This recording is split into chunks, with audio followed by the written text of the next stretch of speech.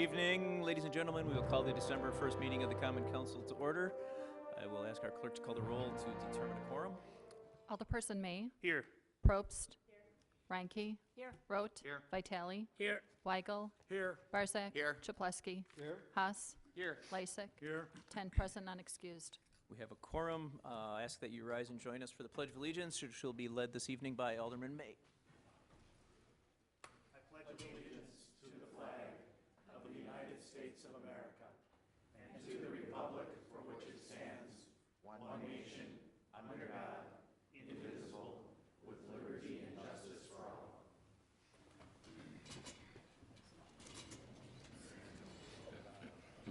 We'll move on to item D on the agenda, public hearings this evening. We have one item. I'll ask the clerk to read that. A hearing on the improvement of West Greenfield Avenue from South 56th Street to South 60th Street, West Cleveland Avenue from South 92nd Street to South 99th Street, and portions of intersecting streets by major asphalt resurfacing, with miscellaneous walk, miscellaneous driveway repair, storm sewer relay, sanitary sewer relay, water main relay, building services, and utility adjustments. Mr. Daniels. Thank you, Mayor Devine. Okay, this is the public hearing for Cleveland Avenue and Greenfield Avenue. Here are the procedures for the hearing. I will go through the project scope and the cost. Then we'll discuss the assessment rates, methods of payment. Then we'll have comments or questions from the Common Council and then from citizens. Then the public hearing will be closed and the project will be referred to the Public Works Committee tonight. Then it will come back here later tonight after recess for the full council to vote on. So here are the here are the limits for Cleveland Avenue from 92nd Street to 99th Street. And here are the limits for Greenfield Avenue from 56th Street to 60th. Here's some pictures from Cleveland Avenue. The curb and gutter and concrete was all installed in 1968. So it's 47 years old, which is about as much as we can expect from a pavement to last. The routine maintenance is becoming very difficult and expensive, sending people out every year to fill these potholes. The joints are severely deteriorated and have been patched many times. And then Greenfield is very similar. Greenfield Avenue was paved in 1969. It's 46 years old. We're also seeing the joints severely deteriorated and also what we call faulted, creating a very bumpy ride where the pavement is a couple inches up from the driving lane. The joints are all very badly deteriorated and patched. And then on Greenfield Avenue, the sewer is also leaking, collapsing. From 1910, you see the cracks in all four corners. There's not much holding that up when you see so many cracks all the way around the circumference. So new sanitary sewer will also be installed in Greenfield Avenue. The project will also include curb and gutter where it needs to be repaired, not entirely, we're not replacing all of it. New asphalt surface will be placed over the top of the existing concrete after we patch the areas that have potholes. Some repairs to the underground utilities, as I mentioned. In addition to the sanitary sewer, we're doing a little bit of water main work and a little bit of storm sewer work. Sidewalk will be replaced or repaired where it's cracked or a tripper. Not all of the walk is being replaced. Street access will be restricted at times. I mean, for the most part, you're going to be able to get into your driveway or alley, but there will be times if there's a hole right in front of your driveway where you may have to park on the street for a couple of days. Street parking, if needed, would be provided on neighboring streets and no parking permits would be required. And as far as Cleveland Avenue, the concrete that the gas company installed a couple years ago will not go to waste. It will become the base for the new asphalt. And actually the gas company did us kind of a favor by repairing some of the potholes so that now we don't have to repair that lane of concrete has already been repaired. So it's not being wasted. It will be underneath the new asphalt that you see being laid here and it will give strength to that pavement. This is what the finished product will look like. Obviously Cleveland and Greenfield are wider streets, but it'll be a new asphalt surface with curb and gutter repaired to make it straight, sidewalks repaired to get rid of all the trippers and hazardous conditions. Here's the cost of both projects together. The pavement is $560,000. Street lighting, $118,000. Some sanitary sewer work for $56,000. A little bit of storm sewer work for $39,000, and some water main for $78,000. So the total cost, $852,000. The project will also include several sustainability benefits. The gravel used will be 100% recycled crushed concrete from old pavements instead of mining for new gravel from quarries. Recycled fly ash from coal plants will be used in the concrete to reduce the mining for any new cement by 30%. And new asphalt will be made from 20 to 35% old recycled asphalt pavements so that we can reduce the mining and drilling for new materials there as well.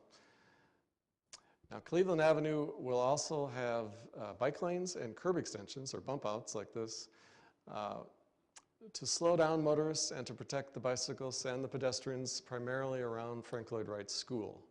Now, the bike lanes are not solely for the sake of the bicycle traffic. Bike lanes also slow down motorized traffic in this pedestrian area. By installing a 5-foot wide bike lane on each side, the road shrinks the road down and the traffic lanes for motorized vehicle, thereby forcing them to slow down a little bit. We intend to keep all the parking just as it is. As you see here, the parking will stay. We'll just squeeze this bike lane in there between the parking and the driving lane. Now, Greenfield Avenue is not wide enough for both bike lanes and parking, so we were not planning to do that on Greenfield, just on Cleveland. Here's a sample special assessment, assuming you have a 60-foot lot. The assessment rate is $46.10. No matter where you live in the city, everybody's paying that $46.10. So the cost comes out to $2,766. Now, the bills would not be mailed out until March of 2017, not 2016, but actually 2017, after the work is all done. At that point, you would receive a letter from us outlining the payment options, and you could pay it off in a lump sum payment, or you could go on a 5-year plan, or you could go on a 10-year plan. And if you chose the 10-year plan, assuming 4% interest, your special assessments would range from $387 for the year 2017, the first year, down to $288 in the 10th year, which would be 2026. Here's a little explanation as to why we special assess. For over 100 years, the city residents have historically paid the full cost of a new street in front of their property in order to enjoy the unique benefit that this improvement gives their property. On this project, though, the city will collect $234,000 in assessments, which is about 42% of the paving cost.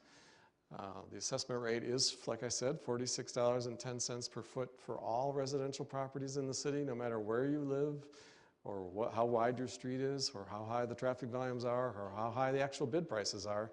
Everyone is treated equally. Everybody pays $46.10, no exceptions. Except for businesses, corporations, and manufacturers. They pay a higher assessment rate to ensure that they contribute their fair share because they typically have more traffic. Their assessment rate is $57 to $69 per foot. Special assessments are the only way to ensure that tax-exempt schools, churches, charities, hospitals, county parks, utilities, railroads pay their fair share too. No one is exempt from special assessments, even though there are 430 properties in the city that do not pay any property taxes. And many of these tax-exempt schools, churches, hospitals, and county parks are very large properties that only contribute to the city's costs through this special assessment. So as an example, Frank Lloyd Wright Middle School will be paying $25,000 in special assessments, and Father Gene's Help Center, which is on Greenfield, will be paying $3,300 in special assessments, even though neither of those places pay any property taxes at all to the city. And this map shows everyone who's paid a special assessment in the past 10 years, and you can see that almost everyone, at least on the east half of the city, has paid at least once, if not twice, for their alley and their street. So everyone is paying their fair share, and over time, over 20 years, it'll be 100% of the people will have paid for their street probably. So everyone is paying their fair share. There are 17 parcels on Greenfield and maybe 1 or 2 on Cleveland that are actually paying for the long side of their property because they're a corner property. Some of these parcels also recently paid for their alley and their street in the past, in the years 2010 to 2014.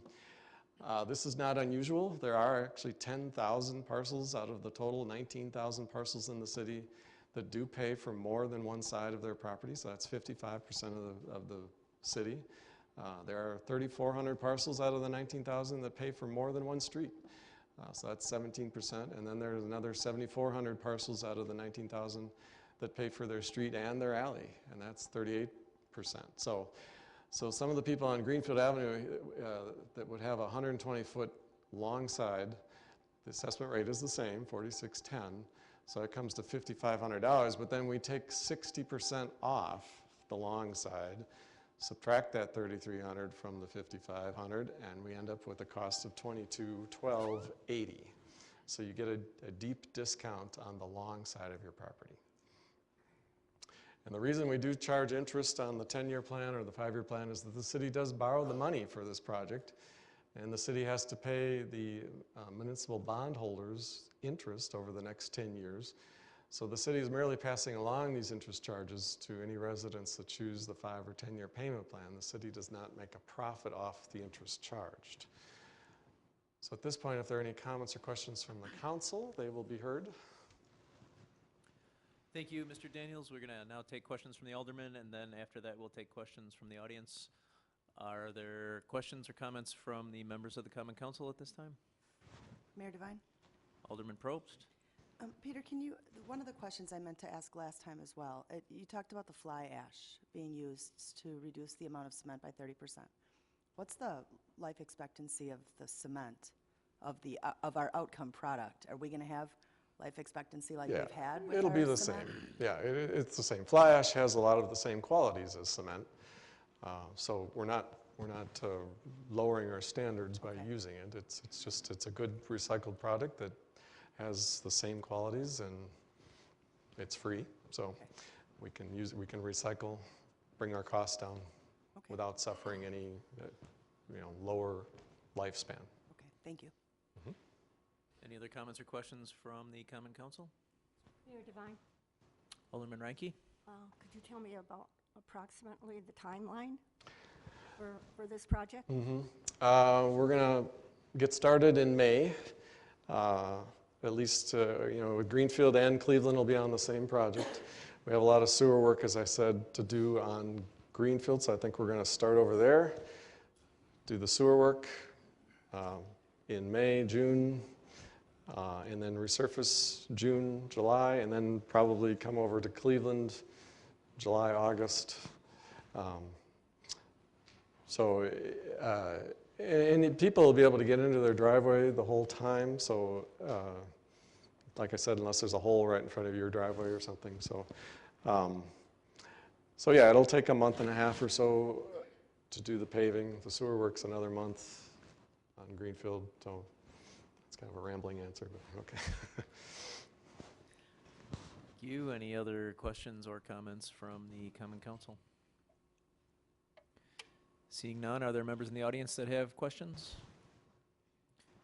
If there are, we ask that you use the microphone at the podium here and sign in either before or after your comments. We would also, we need your name and address. Sure, I already signed in. My name's Andy Komoski, 9313 West Cleveland Avenue. I have more of a statement that I prepared for the Common Council and the constituents.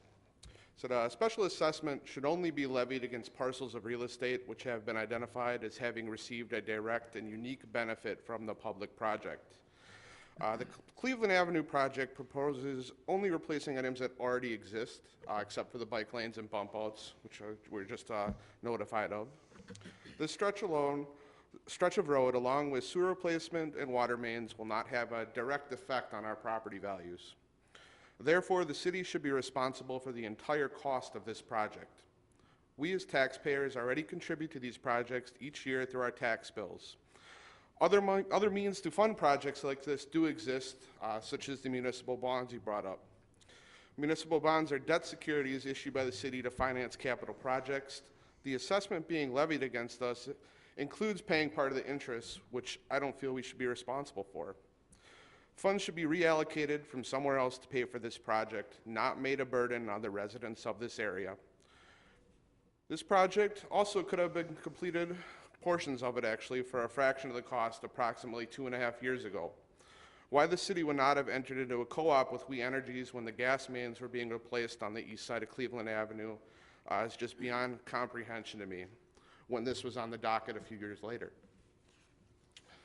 I'm not saying that Cleveland Avenue is without some need of repair.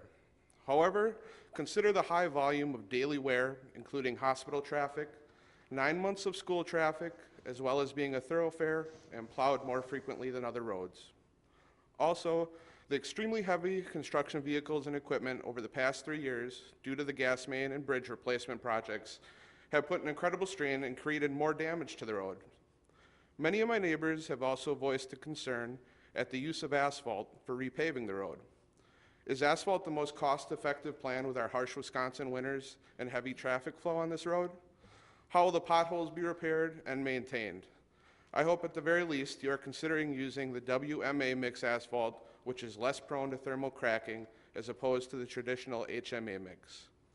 I have a petition here for the Common Council signed by a decent majority of the Cleveland Avenue residents affected by this assessment. Every resident I have spoken to is against this assessment or has signed the petition with the exception of 3 property owners, one being Kevin Haas's parents and 2 others being 30-plus year residents of West Allis. The disappointing aspect is that the 2 other residents had the same reason for not signing the petition. This is just how West Allis is, and nothing I do or say is going to change that. The Common Council should be ashamed that any of your constituents feel they have no say in regard to how their city operates. Apparently, that is, to quote Mr. Haas's father, the West Allis way. Obviously, the majority of the residents of this area do not agree with that statement. In closing, I would like to quote my uncle, Donald Miller, who is former president of the Horicon Common Council. Special assessments should only happen if the work being done increases your property's value or adds something that does not already exist. If the project does not do either of those things and they vote to pass the special assessment, you have just had the wool pulled over your eyes. Thank you very much. Thank you. Does anybody else wish to ask questions or address the council?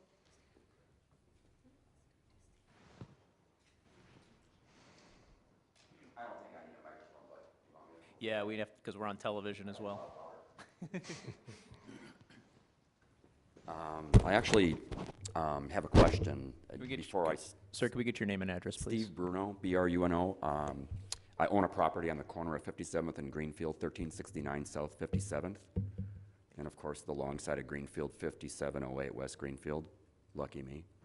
Thank you. So I called today to the city to ask a few basic questions so I wouldn't have to come tonight, but I don't think that they really understood what I was trying to ask. I need to understand clearly. I live on Greenfield Avenue.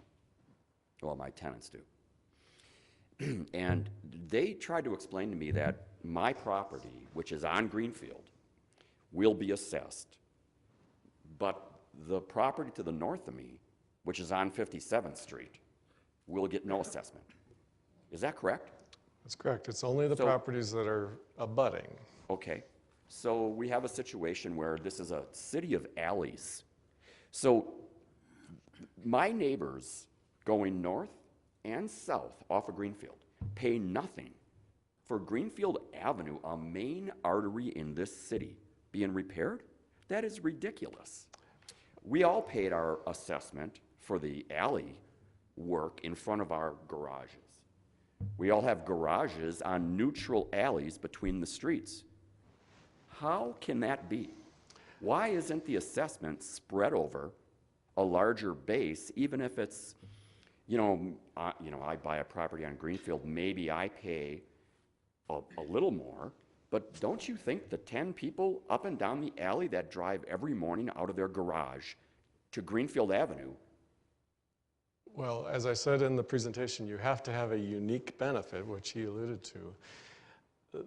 We all drive on Greenfield Avenue. There's nothing unique about driving on Greenfield Avenue. So the fact that your neighbor uses Greenfield, we all use Greenfield Avenue. Yeah. The state law says it has to be a unique benefit to your property. You have to have direct access. You have to be able to tap into that water main, tap into that storm sewer, tap into that sanitary, put a driveway out to the street, or tap into the gas main. You have direct access to Greenfield. Your neighbor does not. Well, I understand It's more than just using it as in a car. It's about being adjacent to your property, increasing the value of your property, the curb appeal. It's a curb higher appeal. standard of uniqueness is what Okay. the The state, curb that's appeal- the state law, that's what the state law You mean the curb is. appeal when the plows go by and throw, Right. ice chunks into my windows and break them every year? Well, that happens on all streets. And then I yes. get letters from, Right. okay, anyway, just goofing around. So I don't, listen, I'm not here to argue about, but it is nearly ridiculous that in a city like West Allis, which is full of alleys, that a major thoroughfare gets replaced and only the people that abut the property have to share in the assessment. I mean, you can tell me all the history you'd like, but it's amazing to me that all of us that live on 57th, 56th, that share that alley, don't have some part of the improvement. And, yeah, I get my gas main from Greenfield, they get theirs from 56th, 57th Street, but my property is going nowhere in value in this city over decades. And neither are theirs, yet I'm paying a special assessment so that the whole city can drive on Greenfield Avenue.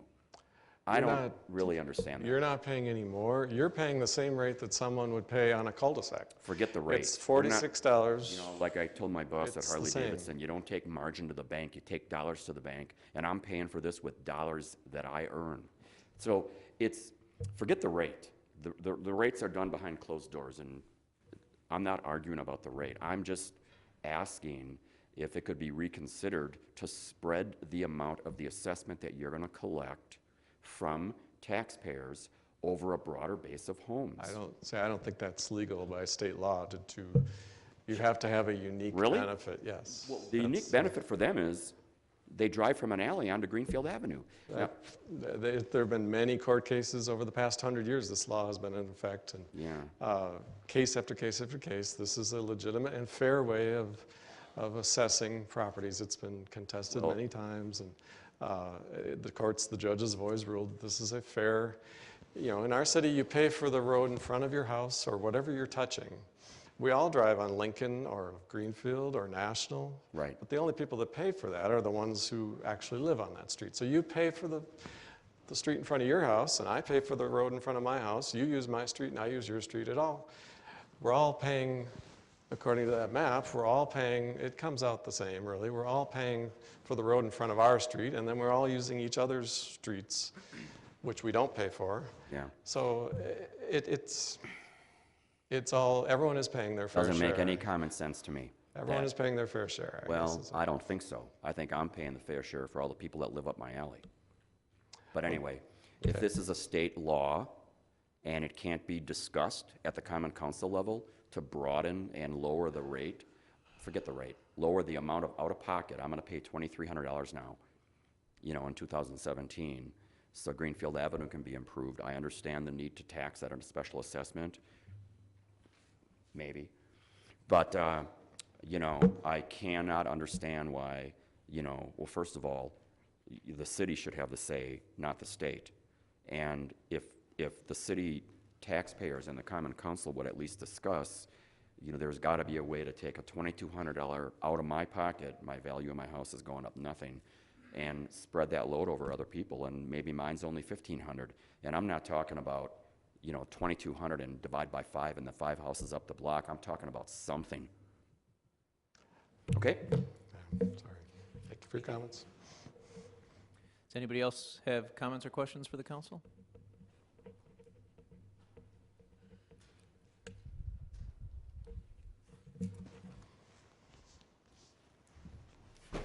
Hi, my name is Ron Kubik. I live on 98th in Cleveland. I had a couple of questions. Is the Common Council, have you decided of anything other way of paying for this besides hitting the taxpayers, the people who live in that area?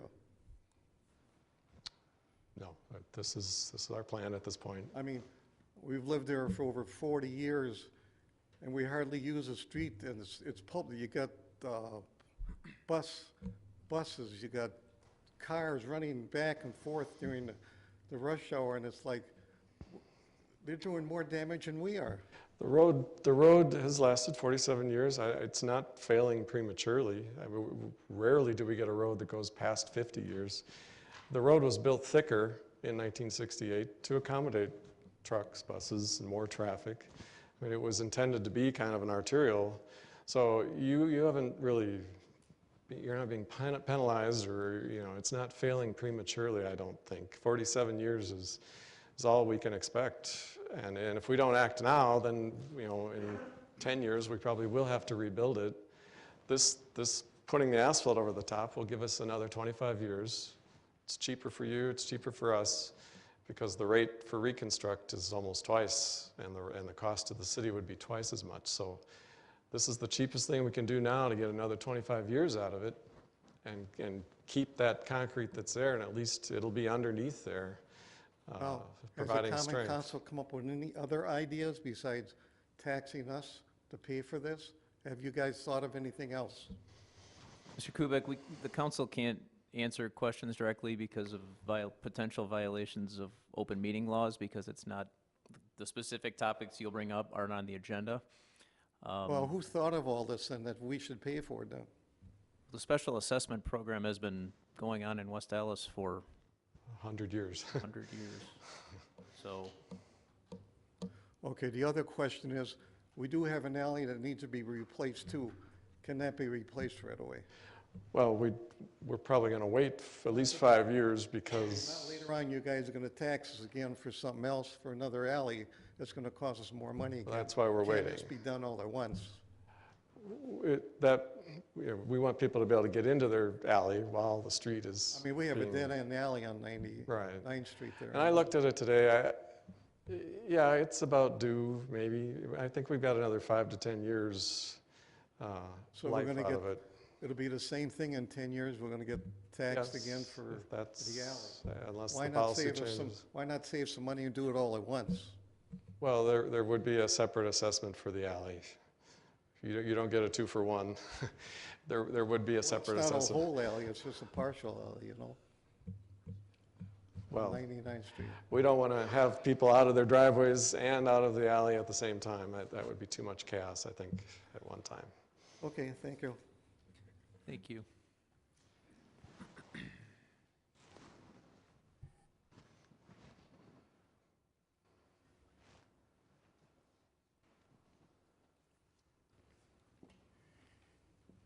Good evening. My name is Ken Darst, and I live at the southwest corner of 57th and Greenfield Avenue. Now, from what you people tell me and people here at the meeting, is that for 100 years you've been doing business like this and doing the roads. Have you ever thought of doing a wheel tax like Milwaukee does?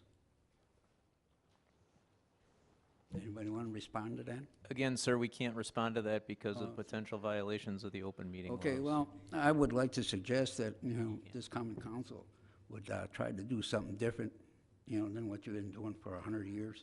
We've talked about the wheel tax, and the way it's being implemented in Milwaukee, I think, is not good for the residents, because they're not imposing a wheel tax on trucks, which probably do most of the damage. So I think it's very unfair the way Milwaukee is actually imposing that wheel tax. They're hitting people that have 5 or 6 cars. You get a tax on each car, and that's hitting people I don't hard, think I think. So I don't think that's a fairer system, quite frankly. Well, I haven't heard any protests from the people in Milwaukee that are paying on the wheel tax. Well, and plus they're paying for their whole life. They're paying, you know, they're paying And have you whatever it ever is. thought about checking into what the other, you know, municipalities are doing, like Greenfield? and, They assess, they special assess. do the same way Waukesha, that West Allis they're does all it? a little bit different. Milwaukee still special assesses for alleys. Waukesha, Wauwatosa, Greenfield, Madison, Green Bay, Racine, Kenosha. All the major cities in Wisconsin have been special assessing for 100 years. Yeah, I just So- think that, you know, maybe, you know, times has changed. Think of a different way where people don't have to come up, you know, with a payment plan of 5 to 10 years. You know, that actually the city should pay for it all.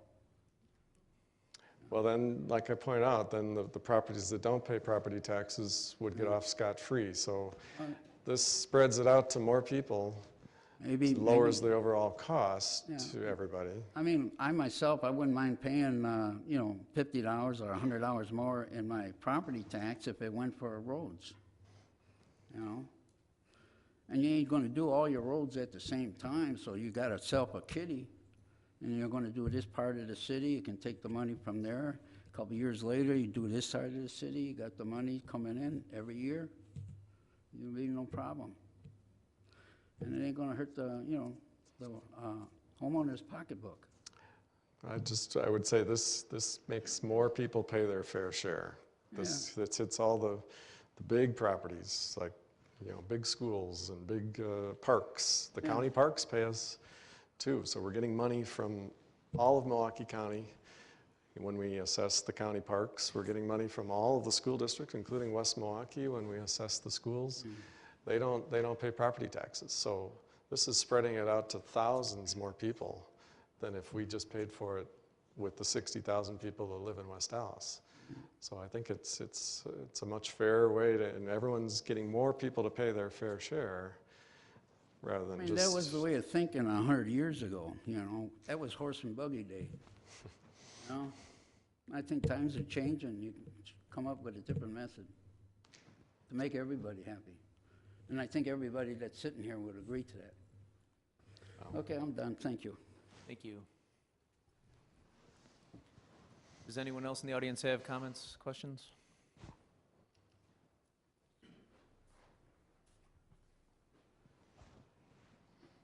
My name is Art Wolter. I'm at 98th in Cleveland also. I just have two questions. You kind of covered a little bit of it about the tax spreading the wealth, so I won't dwell on that. But did this come up, just Cleveland and Greenfield? What about Lincoln? What about it's like the Ho Chi Minh Trail over there sometimes. Or is that already on a plan? Lincoln, we just got done doing the whole 6 miles from 2007 till 2011. We did all the way from Highway 100 all the way to 50. Well, we still have to do the part from 61st to 56th, and that will be coming. I was driving out. I just want to know why this came up at this time. Was it because of the sewer system issues? No. To make it convenient? No, the crews that fill potholes called me and said, we got to do something because this is getting out of hand. We can't fill all these potholes anymore. I mean, that's what happened. So it's getting very difficult and expensive to fill potholes. So. Any other comments or questions?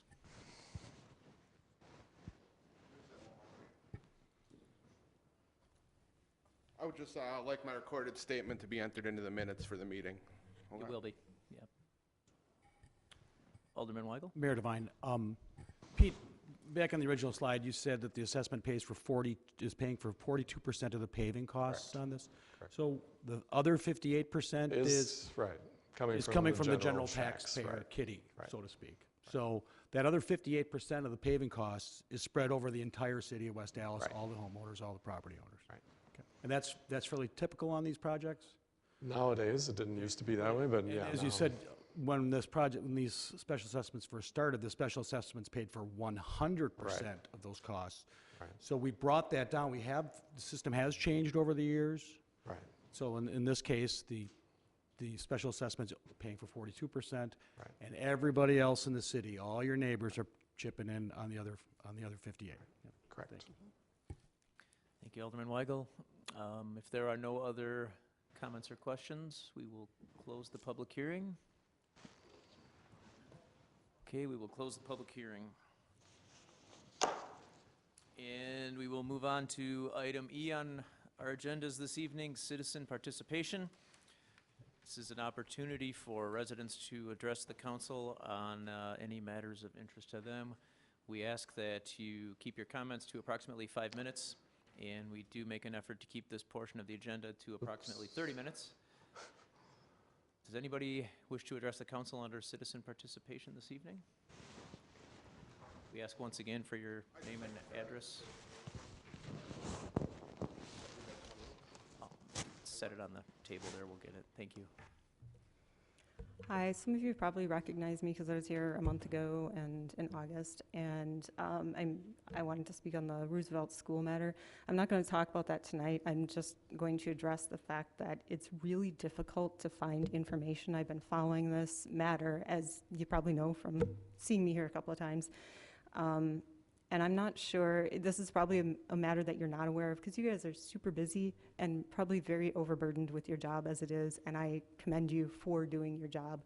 I mean, you deal with a lot of people who come in here when they're upset about an assessment or something like that, and I understand both sides of the matter. But when you're trying to follow something that's going through that affects you or your community and you can't get the information, I mean, the agenda is supposed to be available on the website, on the city website, 48 hours in advance to the council meetings, and this wasn't even up mid-afternoon yesterday. And I emailed 2 council members last week and couldn't get the information. I called the clerk's office yesterday. They didn't have the information. At 2:30 in the afternoon, it still wasn't on the website yesterday. So I'm not sure who deals with that. I'm not pointing any fingers, but I've been out telling my neighbors what's going on and trying to get neighbor participation and letting them know that, as several of you members have told me, you want to hear from the community and you want us to come and voice our concerns and our comments. And I'm going out and telling my neighbors that you want to work with us and you want to hear from us, but then, you know, somebody goes to get the information, they can't get it. So it's kind of like, it's kind of counterproductive for me if I'm telling people to go to the website and get more information, or I'm calling around. And a few weeks ago, I called around to get information and was sent to 4 different departments, every one of which said that they were not the right department. So it's difficult, and I just want to work together, you know, both sides. So I'm not sure who is the responsible party, but maybe somebody could talk to whoever's supposed to make sure this information is available. And I don't know if it's city ordinance or if it's just common council accepted rules, but it says on the website that the agenda for the council meetings shall be closed at 5 p.m. the 3rd business day prior to the meetings, and shall be available 48 hours prior to the meetings to all council members, staff, press, and public. And when you can't get the information, it's just difficult. And I want to work with you guys, and I want my community to come in and work with you guys so that you're doing what we expect to be done, representing the community, and so that you know what our points of view are, so that you can actually represent us. So I appreciate your time. Thank you. Thank you. My name is Chet Parker. I'm at 7140 West Greenfield Avenue. I can address that for you. Last week, Friday, I was told that the agenda was up. I went up, I looked, I said, no, it's not. What I did notice that most people don't, at the top of the page, it says last month, this month, next month. Since we're still in November, it's only showing November's Common Council. If you click on next month, it'll show all the way through December, all the meetings and stuff, and then you can click on it. But that's what happened. I downloaded it. I've got the downloaded copy that I got on Friday. But that's what it is. Thank you. Does anybody else have wish to address the council under citizen participation? I'm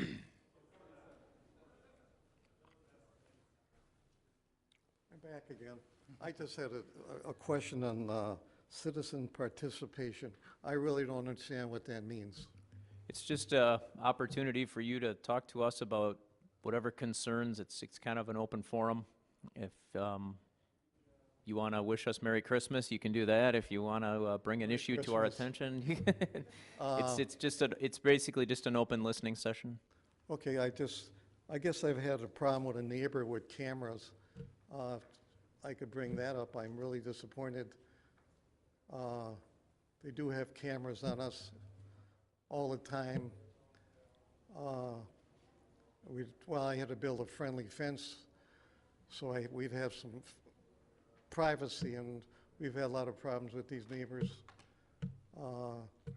And we've lived here 40 years, we never created any problems at all, and I feel it's really not, I think cameras could be more ordered, I mean, where the common council would come in, or the city inspector would come in and say, hey, you can't have that camera here, because you're violating your neighbor's rights. And I really feel that the last 2 years, we've had a lot of problems, and we're getting over it, but we're very upset over this. Because, you know, not only that, they watch, always looking out the window at us, and they take a picture of every car that drives up to our house. And I think I voiced that to you before, Dan Devine, and I think I talked to Dan Rode about it, and I just feel that, you know, cameras are nice, but I know in the paper that you guys had mentioned, anybody who has a camera, please let us know what's going on, you know. Before long, everybody will have a camera, and they'll be kind of uptight on this. I really think there's something should be done about this, where the camera should be focused on a certain area, not on the neighbor's house. I just feel it's totally wrong, and we've been under a lot of pressure over the last 2 years. They've done a lot of stuff to us. We've done nothing wrong to them. They did say we broke into their house, which we did, and we were clear to that. And they continued to watch us like hawks every time we move around. If the car comes in front of our house, they're taking a picture of it, and it's just like I call the cops and nothing's been done about it. I mean, I did talk to Captain Waddell, and he did talk to them about it, but I just feel that they're still doing the same thing. They're very sneaky people. If I go in the backyard, they've got looking at us all the time, and and these cameras, I think it's ridiculous, really. I can't even scratch my butt, you know, because the camera's there. So if that's worth anything to you guys, it's been a hazardous, and it's been very hard on us over the last 2 years. And we've lived here 40 years already. We've never had a problem before. That's all I have to say. Well, Merry Christmas, Happy New Year. Thank you. Does anybody else wish to address the council under citizen participation?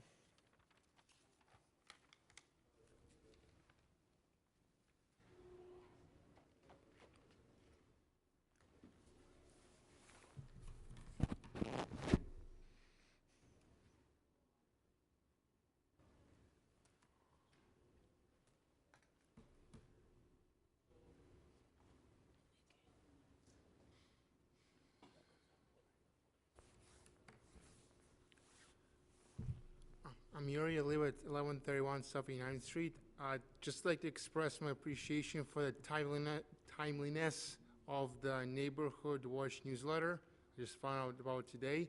With that said, there's a section there that talks about some of the ordinances about the snow removal.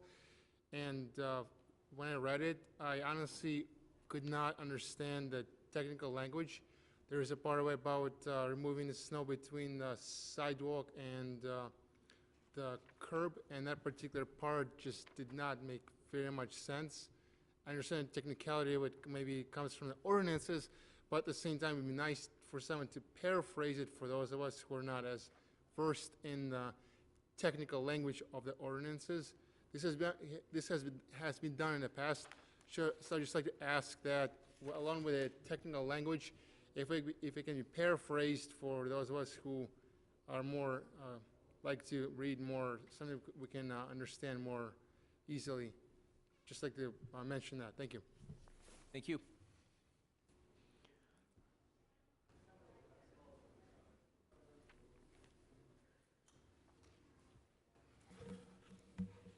I'm wondering why,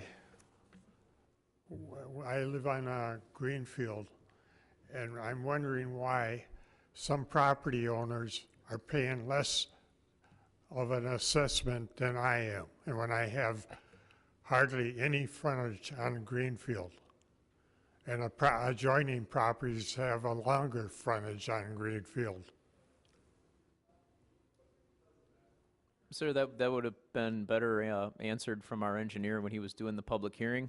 We could have him answer that for you during recess. All right. which will be in a few minutes.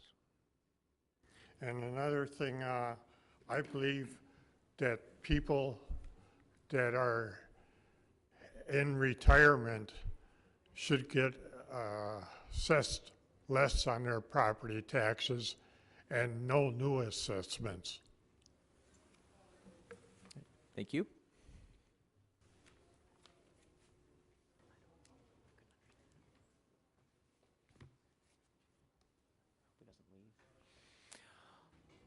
Does anybody else have questions or comments under citizen participation this evening?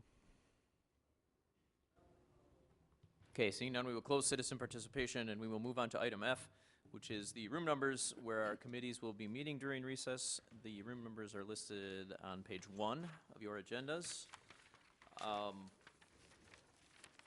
Moving on to item G, the mayor's report. I have just a handful of items. I want to quickly thank the organizers and donors and aldermen and residents and businesses who sponsored the community breakfast and attended the breakfast of Thanksgiving, which was at the new hotel, the Hampton Inn and Suites. It was held the Monday before Thanksgiving. It was a great turnout, and we had a lot of non-perishable food items go to several churches in our community that maintain food pantries, as well as a good profit, which will be divided up among those food pantries as well. That's an annual event we've been having for probably close to 30 years, and it just keeps going. It's a great event. It's a big plus for the community. Second, this coming Saturday is going to be quite a busy one for the city. The Downtown Business Improvement District is having Christmas on the Avenue starting Saturday at 1:30. And between 70th and 76th Street along Greenfield Avenue, there are going to be hay rides, there are going to be games, crafts, music, all kinds of activities at the various businesses. Starting at 4 o'clock, we are going to have musical performances outside of City Hall here at the Plaza.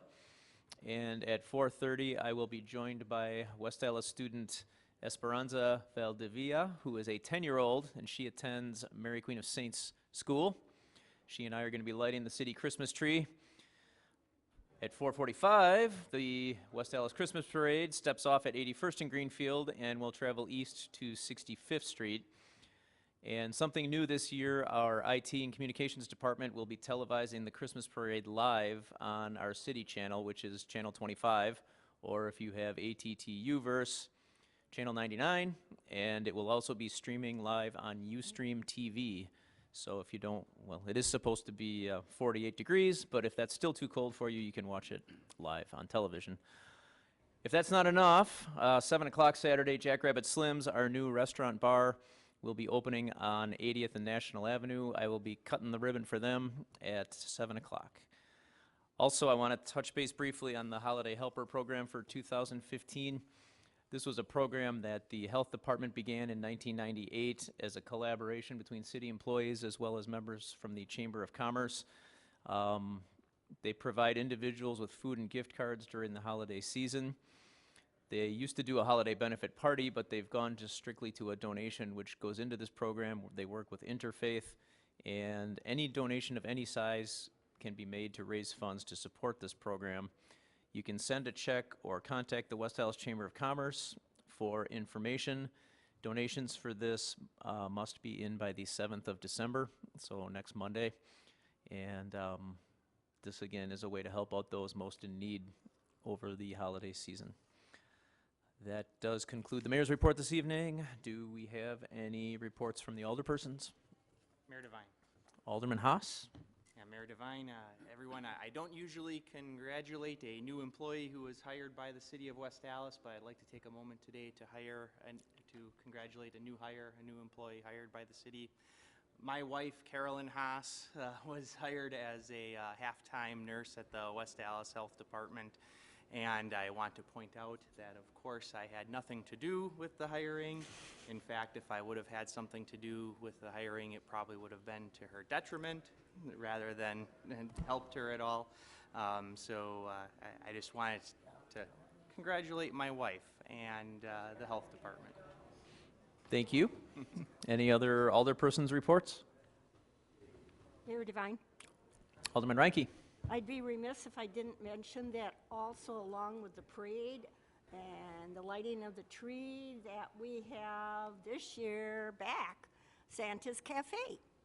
And this is being sponsored by the Celebrations Committee. If you're hungry, just stop in at the gallery downstairs.